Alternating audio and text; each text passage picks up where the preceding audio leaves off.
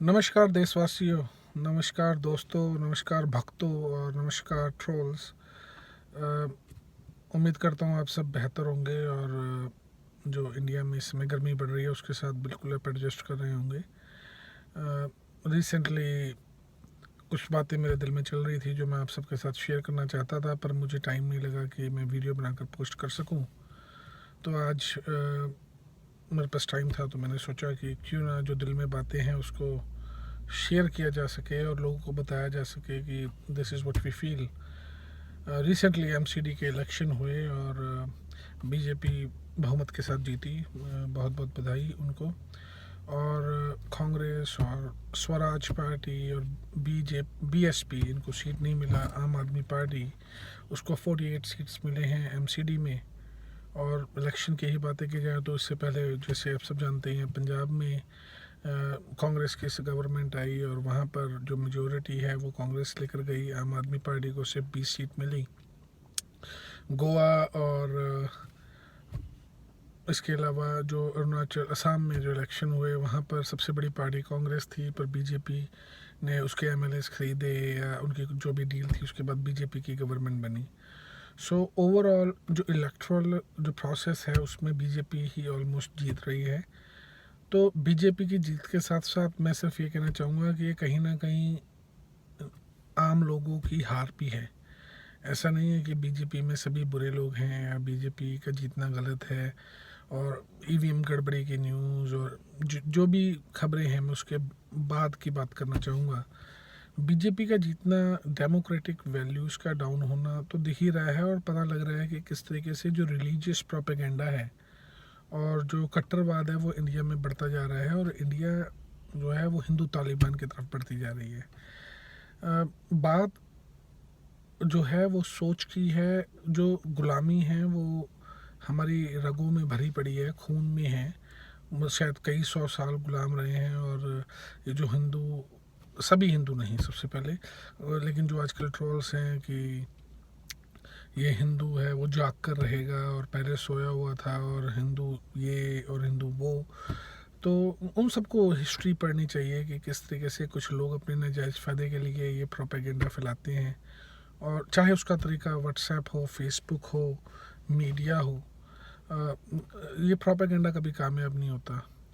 अब दिल्ली की बात कीजिए, एमसीडी पिछले 10 साल से बीजेपी उस पर राज कर रही थी। हर जगह गंदगी है, कोई इम्प्रूवमेंट नहीं है। और वही बीजेपी जब इलेक्शन लड़ती है तो कहती है एमसीडी से भ्रष्टाचार हटा देंगे, जबकि पिछले 10 साल का भ्रष्टाचार उन्होंने ही किया है और हमारी आम जनता जो है बेवकूफ़ बनते हुए उन्हीं को वोट दे रही है। तो ये हार हमारी है। और जो लोग उन्हें वोट दे रहे हैं पर्सनली, यहाँ बीजेपी या कांग्रेस बनाम आम आदमी या और भी कोई रीजनल पार्टीज़ की बात नहीं है। सवाल ये है कि वोट उसे दें जो आपके लिए काम करे। वोट उसे ना दें जो उसे भाषण दे और आपका काम ना करे। तो मुझे पर्सनली बड़ा अजीब सा फील होता है कि आप वोट किस बेसिस पे दे रहे हैं, जस्ट धर्म के नाम पर या फिर दूसरे धर्म की नफ़रत के नाम पर, या फिर शायद आपको लगता है कि जो पॉलिटिक्स है वो सिर्फ रिलीजन और ये गाय तक सीमित है।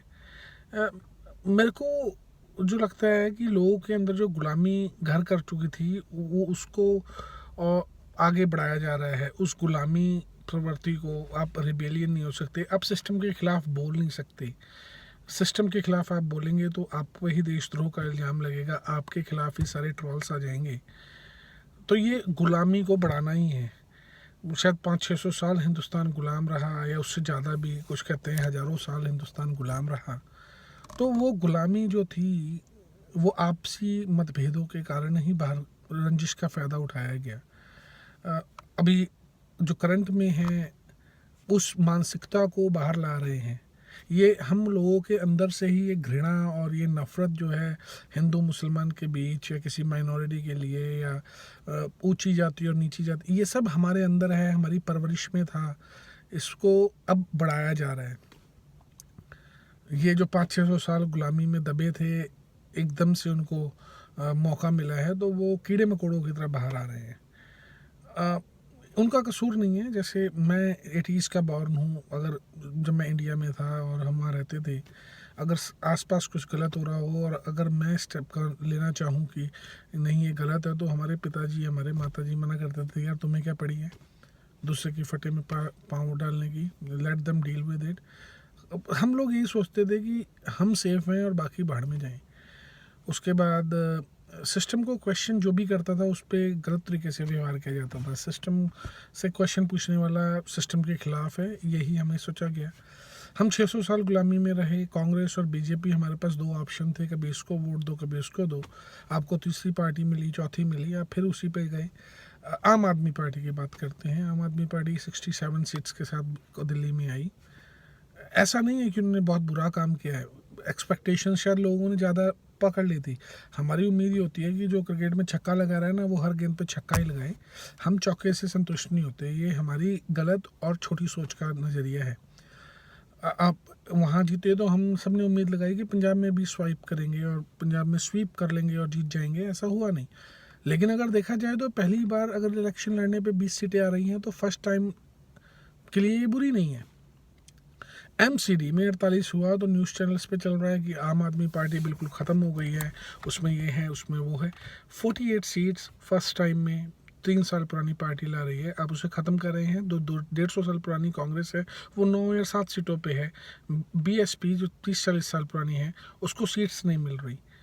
तो ये जो मीडिया प्रोपेगेंडा है, आप इसके खिलाफ सोचें। आपको क्या चाहिए, गंदगी या फिर नफ़रत? तो ये आपकी चॉइस है। आप सोचिए कि ऐसा क्या किया है बीजेपी की गवर्नमेंट ने पिछले 3 साल में जिसका आपको एज ए पर्सन डायरेक्ट फ़ायदा हुआ हो, या आपको लग रहा हो कि यार ये सही है। सबसे बड़ा लोग कहेंगे ओ मोदी जी बिल्कुल करप्ट नहीं है। तो करप्शन से पैसे लेने देने से नहीं होते। Modi is a morally corrupt person. वो ईगोइस्टिक है और मैं शायद लोगों को लगे मैं उससे नफरत करता हूँ या I don't like Modi as a character. Yes, I don't like him. लेकिन उसने किया क्या? कभी भी आप उनको कोई ऐसा सिग्नल मिला है कि वो बहुत हितैषी हैं? जहाँ वो फेल होने लगते हैं अपनी माँ को आगे ले आते हैं, रोने लग जाते हैं। डीमोनेटाइजेशन का फ़ायदा क्या हुआ अभी तक किसी को नहीं पता। पिछले 3 साल में उन्होंने मनमोहन सिंह गवर्नमेंट के नाम के जो प्रोजेक्ट थे उसी को इनॉग्रेट करके नाम बदल बदल के मीडिया प्रोपेगेंडा जरूर किया है और खुद किसी पे काम नहीं किया। कोई एक चीज़ आदमी इंसान बताए जो मोदी जी ने किया हो। मेरा तो सवाल सिर्फ इतना है लोगों से कि आप अपने सिस्टम को, चाहे वो किसी भी पार्टी का हो, उसको क्वेश्चन कीजिए। और मोदी का नाम इसलिए आता है क्योंकि Modi is BJP right now. BJP में किसकी स्पाइन नहीं है कि मोदी के साथ में बोल सके या मोदी को क्वेश्चन कर सके। जो इंसान कुछ डिसीजन अकेले ले रहा है तो ब्लेम भी उसको लेना होगा। मैं कई पढ़े लिखे मित्रगणों से बात करता हूँ। कई मित्रगण हैं जो मेरे बड़े पढ़े लिखे हैं, एजुकेटेड हैं, बीटेक्स हैं। उनसे पूछो तो कहेंगे मोदी हमारे हिंदुत्व का लीडर है, हज़ारों साल की गुलामी के बाद ऐसा युग पुरुष पैदा हुआ है। जब उनसे पूछो सर जी अचीवमेंट्स भी बताओ तो वो ऐसे बोलने लग जाते हैं। उनके मुंह में वो वर्ड नहीं आते। बुलेट ट्रेन 3 साल हो गए हैं, बुलेट ट्रेन आना तो छोड़िए, बुलेट ट्रेन की ट्रेनिंग नहीं हुई, प्लानिंग नहीं हुई, उसके लिए कुछ उनके पास टैक्टिक्स नहीं है। 15 लाख 100 दिन में फांसी चढ़ा देना, अभी तक किसी को 15 लाख के 15 पैसे नहीं मिले। उसके अलावा आप उनकी जो योजनाएं हैं, आधार को वेस्ट मोदी जी ने कहा, और आज आधार के बिना आप मूत भी नहीं सकते। आपको ये चाहिए आधार, वो चाहिए आधार, ठीक है, इट्स ए गुड प्रोसेस। लेकिन जिस चीज़ को आप क्रिटिसाइज कर रहे थे उसी को थूक कर चाट रहे हैं। FDI, बांग्लादेश की सीमा, ये सब मोदी जी के फेलियर्स हैं। मोदी जो है उसका जो विदेश पॉलिसी है, सिर्फ विदेशों में भ्रमण करने से या ट्रैवल करने से उनको क्या मिला? कोई ऐसी इन्वेस्टमेंट आई इंडिया में? तो शायद मैं गलत हूँ, मुझे पास फैक्ट्स नहीं है, आप प्लीज़ कमेंट्स में उसको शेयर कीजिए। इसके अलावा आपने ज़रूर बेटी बचाओ बेटी पढ़ाओ आंदोलन किया, पर सेल्फी से क्या हुआ? आपकी खुद की गवर्नमेंट में रेपिस्ट हैं, उनकी घटिया सोच के इंसान हैं जो लोग सोचते हैं कि औरत जो है वो पैर की जूती है और सिर्फ बच्चे पैदा करने की मशीन है। ऐसा नहीं है कि इसमें अब धर्म बीच में नहीं है, हिंदू मुस्लिम की बात नहीं है या सिख ईसाई की बात नहीं है, we are talking about government only. आप बेटी बचाओ बेटी पढ़ाओ, उसको रियल लाइफ में इम्प्लीमेंटेशन कहाँ है? आप इसके अलावा अगर क्वेश्चंस आपसे किए जाए मोदी जी से, तो आप एक भी अचीवमेंट उनके सामने नहीं रख सकते। उनके भक्त जो हैं वो गिनाएंगे स्मार्ट सिटीज़, बहुत अच्छा प्रोपेगेंडा है। स्मार्ट सिटीज़ होती क्या हैं? मैं कनाडा में हूँ, टोरंटो में। हम तो टोरंटो को भी स्मार्ट सिटी नहीं कहते, लेकिन I can say it's 10,000 times better than Delhi in terms of infrastructure. आप कैसी भी बात को कीजिए, एक नया एक्रोनिम दे देंगे, मन की बात, EPI, 5S, 4P, 3C, 5D। ये अपने आप में ही बोलते हैं और अपने जो कहते हैं वो करते नहीं हैं। कथनी और करनी में बड़ा फ़र्क है।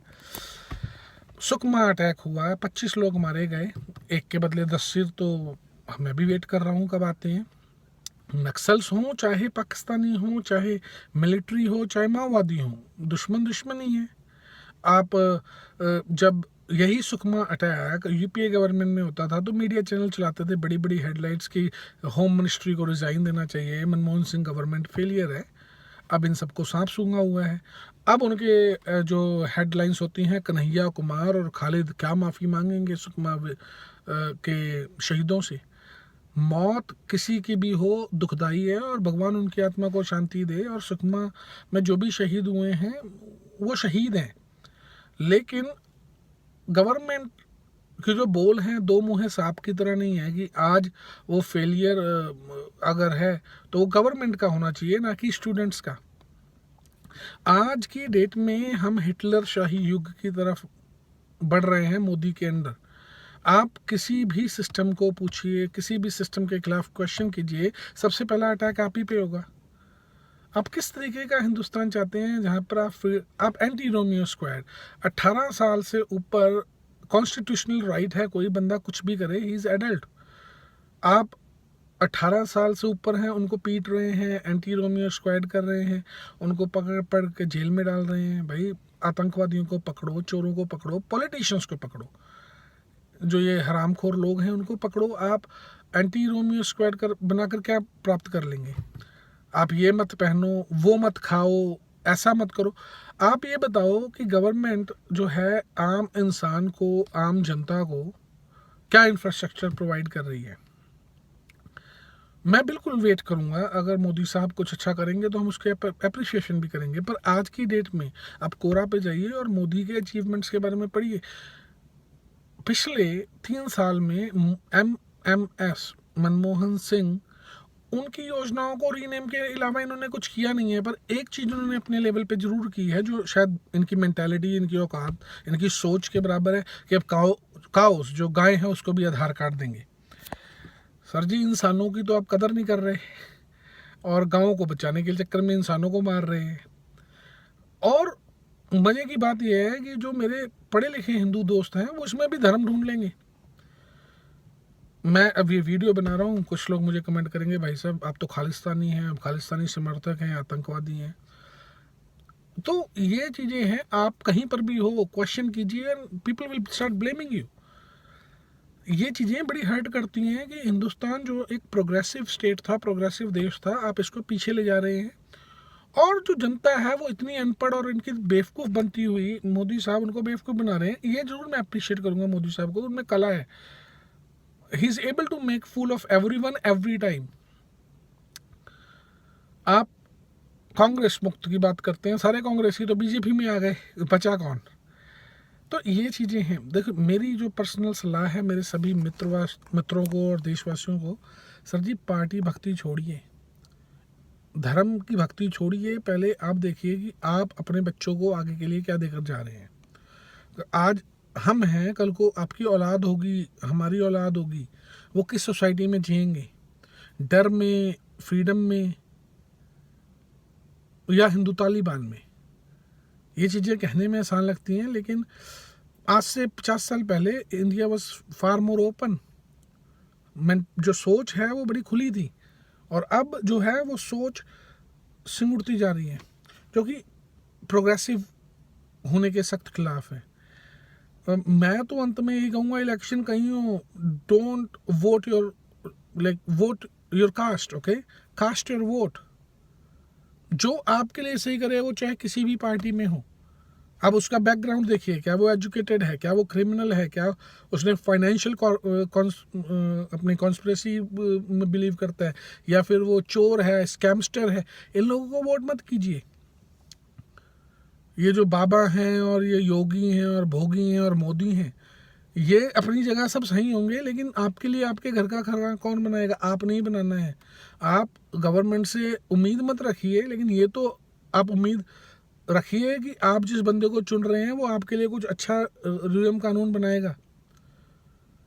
ऐसा नहीं है कि कॉरपोरेट्स के आप लोन माफ़ कीजिए और किसानों के लोन माफ़ के लिए आपके पास पैसा नहीं है। सो ये जो दिल में बातें हैं वो काफ़ी बड़ी रहती हैं, चलती रहेंगी, लेकिन मैं सिर्फ इतना आपसे कहना चाहूँगा कि प्लीज़ रैशनल होकर सोचिए। कुछ भी प्रोपेगेंडा आपको व्हाट्सएप पे मिल रहा है, फेसबुक पे मिल रहा है, क्वेश्चन कीजिए उस चीज़ को। हर चीज़ इस टाइम मीडिया में बिकाऊ है, और इस प्रोपेगेंडा से बाहर निकलने का तरीका है कि स्टार्ट क्वेश्चनिंग द सिस्टम, और वो आपको करना पड़ेगा। धन्यवाद।